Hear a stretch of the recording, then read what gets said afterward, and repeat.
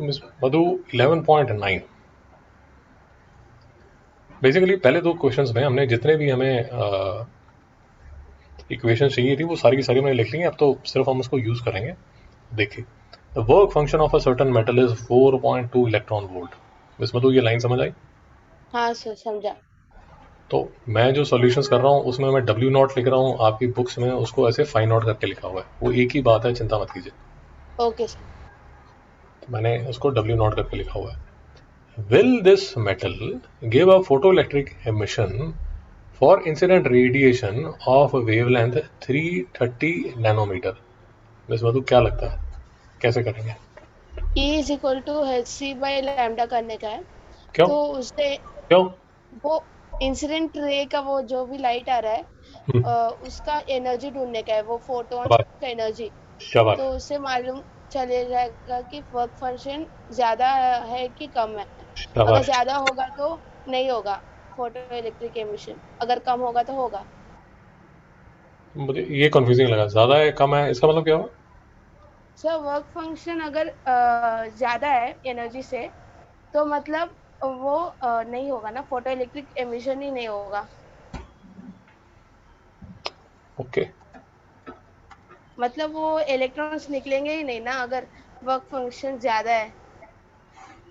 अरे work function, अच्छा अच्छा अच्छा, वर्क फंक्शन, हाँ हाँ ठीक है ठीक है हाँ। ठीक। हाँ, तो आप ये कह रहे हैं कि सर ऐसा है, मतलब रफली एग्जाम्पल एग्जाम्पल ले रहे हैं, एग्जाम्पल ले रहे हैं कि आपका जो वर्क फंक्शन है वो है 10 जूल, आप जो फोटोन डाल रहे हो वो डाल रहे हो 8 जूल का, तो इस पे तो कोई यस। इमिशन होने नहीं वाली। यस।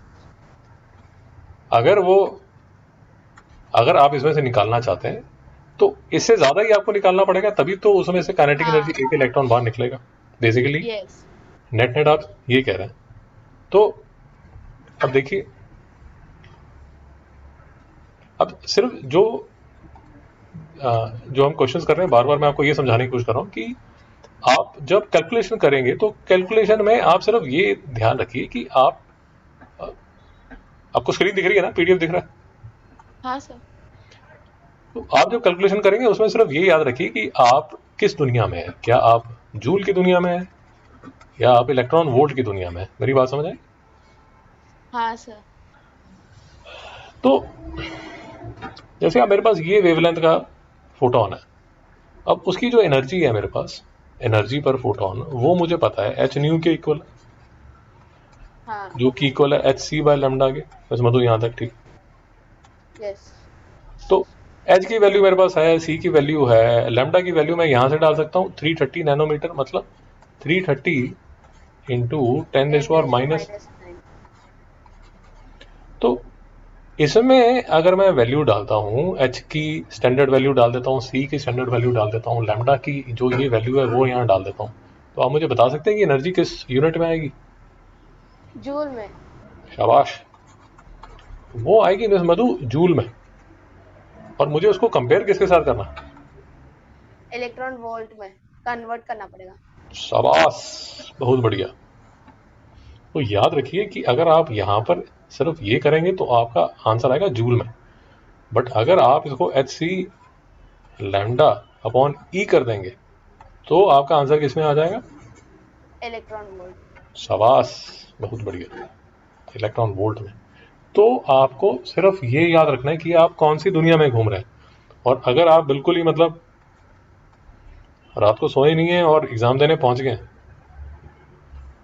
तो अगर आप इसको कन्वर्ट भी नहीं करेंगे और गाड़ी चला देंगे 330 के साथ, तो क्वेश्चन आपका निकलने नहीं वाला। नहीं समझ आया? समझा सर। और ऊपर से अगर आपको क्या नाम है इसका, कन्वर्जन याद नहीं है, वैसे तो सिंपल ही है, नैनोमीटर, तो नैनो मतलब 9। आपको बात समझ आई?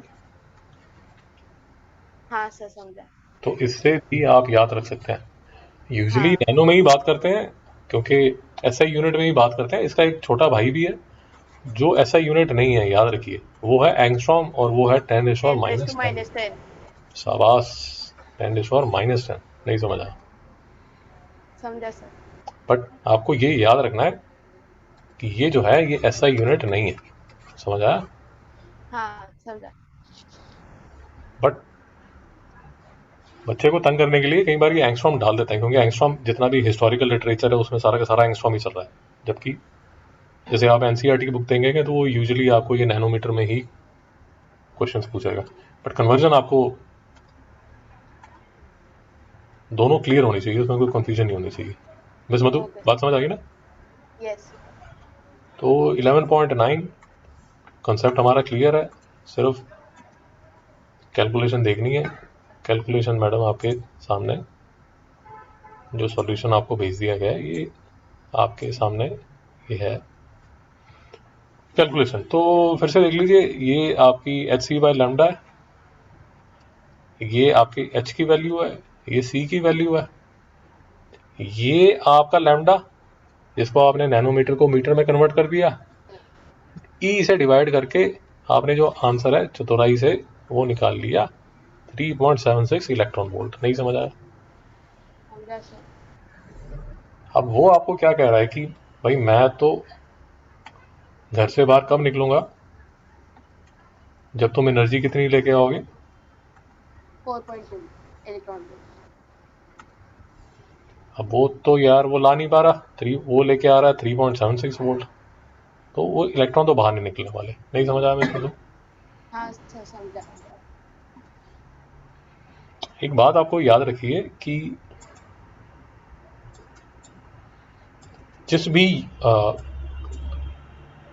थोड़ी देर तक आपको ये क्वेश्चन तो समझ आने शुरू हो जाएंगे। जो आई थिंक यूजुअली जो कंफ्यूजन रह जाती है वो सिर्फ रह जाती है यूनिट्स की, कि मैं कौन सी जूल की दुनिया में घूम रही हूँ या इलेक्ट्रॉन वोल्ट की दुनिया में घूम रही हूँ। बात समझे? हाँ सर। ओके, 11.10 देखिए।